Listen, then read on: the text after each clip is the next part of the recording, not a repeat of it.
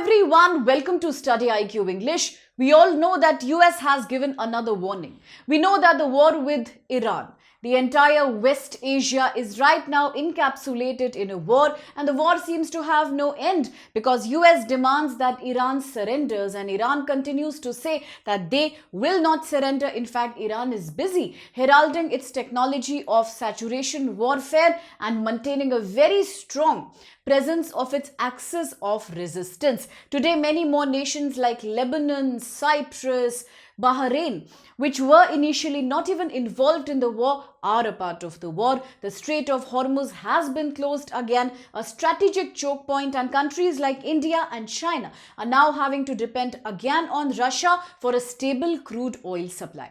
In this backdrop, as we know that US under President Donald Trump had also shown its keen enthusiasm about capturing Greenland, because Greenland in the Arctic is a very, very important resource-rich area. It's also an area where US already has been maintaining a very important military air base known as the Thule.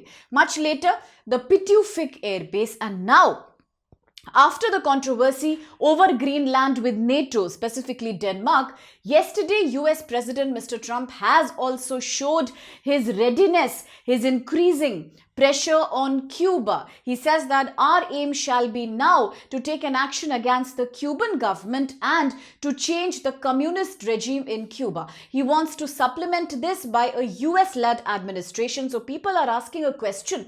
It all started with Venezuela. Remember the Monroe Doctrine. Remember Operation Absolute Resolve. It went on to Iran. Roaring Lion, Epic Fury, and now finally is US going to take a strong military action even against this small island country, Cuba? That's the big question of the day. So what has US been saying? Now US administration says that we are continuing to keep strict economic sanctions on Cuba. I had told you in the news that Cuba as a nation has been experiencing a severe downfall of its agriculture, of its industrial production, and Cuba therefore for a very long time has been completely dependent on Venezuela for major supply of energy and crude oil. But today we know that Venezuela is no more sovereign because now it comes under practically US control. So therefore there is no energy, no oil going to Cuba from Venezuela, and Cuban economy is facing inflation, a worse kind of economic crisis, and US keeps on further increasing its economic sanctions. US government says we are also imposing a fuel blockade. We know that since last year, ever since US was conducting Operation Southern Spear on places like Venezuela, Colombia, the border area, US initially said that this region is very, very famous for narcotic drug terror, and it is all the fentanyl and opiate crisis in US that's getting financed from this region. That's the reason US initially was capturing all the oil tankers that were coming in and going out of South America. Therefore, all these tankers were captured, no more fuel went to Cuba, and now there is a total fuel blockage in Cuba. What's happening then? This is further creating Cuban economic crisis. All these actions are now increasing the pressure on Cuban government. Yesterday, openly Mr. Trump said that now it's time for regime change in Cuba. What happened in Iran?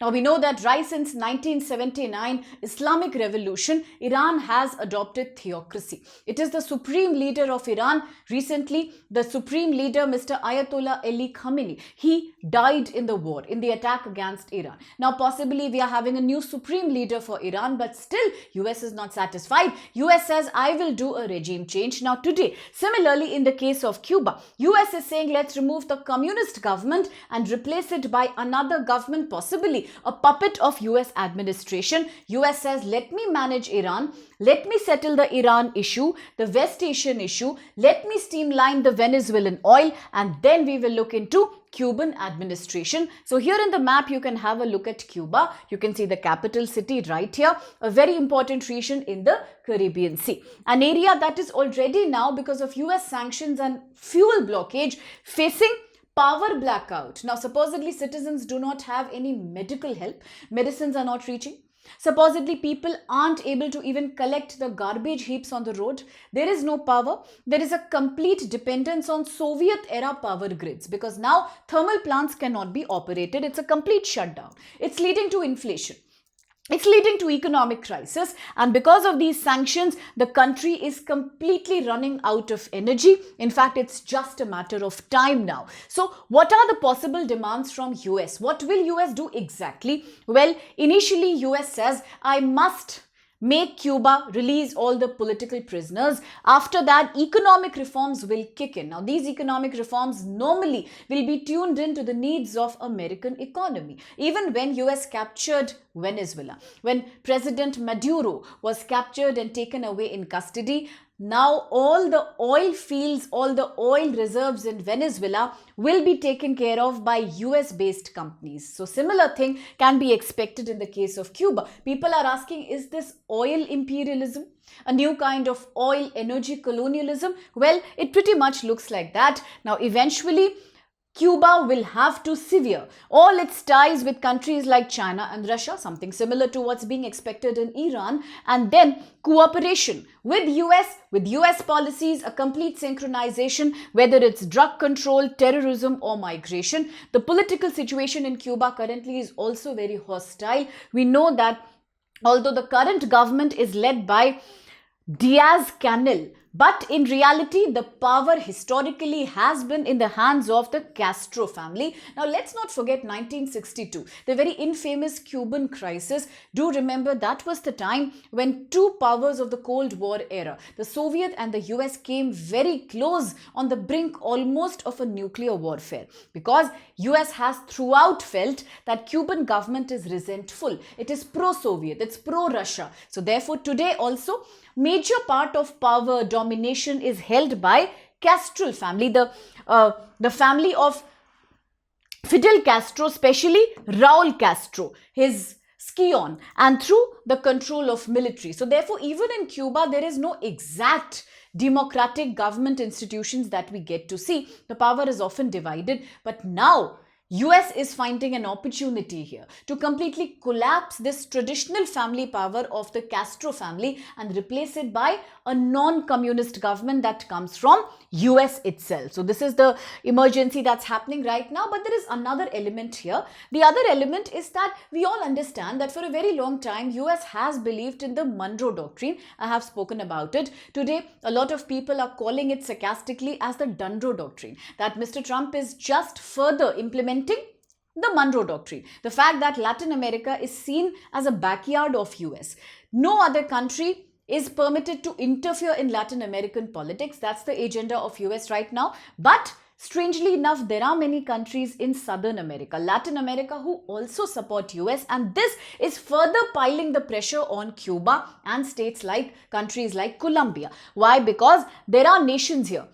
Nations, for example, Ecuador, for example, Argentina. In both these cases, what's happening? In the case of Ecuador, the government has increased security and intelligence cooperation with the US. In fact, the Ecuadorian government is working very closely with America to control terrorism and narcotic terror. Similarly, Argentina. In Argentina also, we see that the president, Javier Milei, his government has adopted a very pro-US policy, a foreign policy that's tuned into the demands of US president, and hence it is these countries that will keep on piling pressure on the communist governments, like recently what happened in Venezuela, what may happen in future in Colombia, and today what is also happening in the case of Cuba and Nicaragua. So all these countries will be under pressure even from their own neighbors, other Latin American countries. So will Cuba actually be captured? Will another operation just like Absolute Resolve or just like Roaring Lion Epic Fury from US, Israel on Iran, will something similar get repeated in the case of Cuba? Is it really, in fact, the bigger question that people are asking? Is it really about controlling narcotic terror? Is it really about regime change only?